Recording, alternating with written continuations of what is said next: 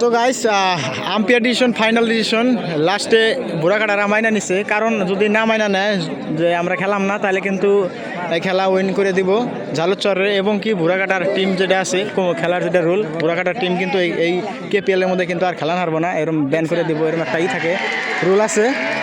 তো তারপরে সেই বুড়াকাটারা কিন্তু মাইনা নিছে, তারা দেখা গেছে যে আসিল রমেশ রাব্বানি, আমাদের আসামের টপ প্লেয়ার গোয়ালপাড়ার, সেই রমেশ রাব্বানি কিন্তু উইকেট দিছে এবং উইকেট গেছে। প্রায় আধা ঘন্টার মতো ডিসিশন, মানুষ ক্যাসাল ভেজাল সব কিছু শেষে লাস্টে কিন্তু প্রায় আধা ঘন্টা পরে খেলা শেষ হয়েছে। 9 ওভার রানিং আর 6 ওভার খেলা আছে, রান লাগে প্রায় 100-র মতো। দেখা যায় বুড়াকাটা কী করতে পারে। আজকে কিন্তু তাদের জন্য ফাইনাল ম্যাচ, কারণ আজকে জিততে পারলেই ফাইনাল যাব।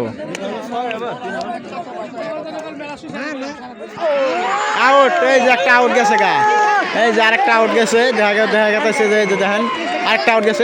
এখন কি করবো, এখন কি করবো, এত বেলা ক্যাসাল টেসাল করে ফার্স্টে খেলাইলে ভালো করে, তাই কিন্তু কাম হইতো। অবশেষে দেখা গেল যে বুড়াকাটার আরেকটা উইকেট গেল, একদম সেভ করবার যায় কিবারে উইকেট নিল আরেকটা।